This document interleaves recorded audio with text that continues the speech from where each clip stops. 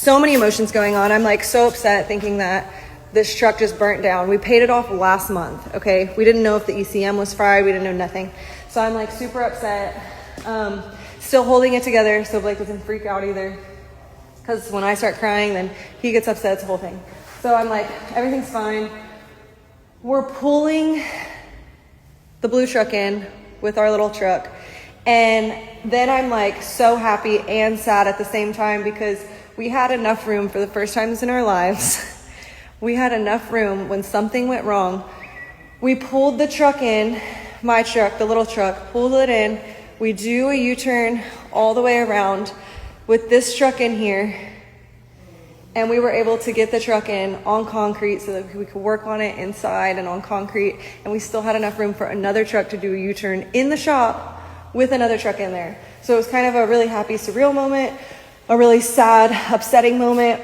But by the time we got everything assessed and everything and talked to some people, all we're gonna have to do, praise God, is the fire or like the electrical burning was only from the, the fuel filter on the frame right here, just this section right here. And what happened was these batteries shorted out and made the ground hot. And there's a ground, after we got in and climbed under there was the main ground, the big ground. Whoever had this truck before, that ground had like snapped, and I don't think it snapped completely. It was duct taped together. So Blake gets under there, is duct taped together. So the only ground from the frame to the block, or from the frame to the motor or whatever, was that little ground I showed you on the other side from the radiator to the frame.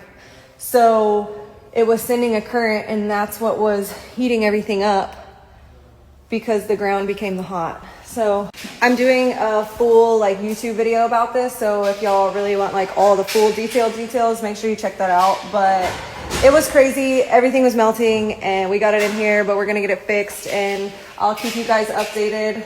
Well, we're not even gonna work on this today. We're gonna work on the green truck to get it back together because we have so much work. And so today we're just going to set the hood. I think we have like a air valve regulator that we have to hook up, and we're gonna get most of the exhaust piped and everything. And then, yeah, so here's the man. We might have lost like a week off of our life last night, but we made it. It wasn't from the fire, it was just from her.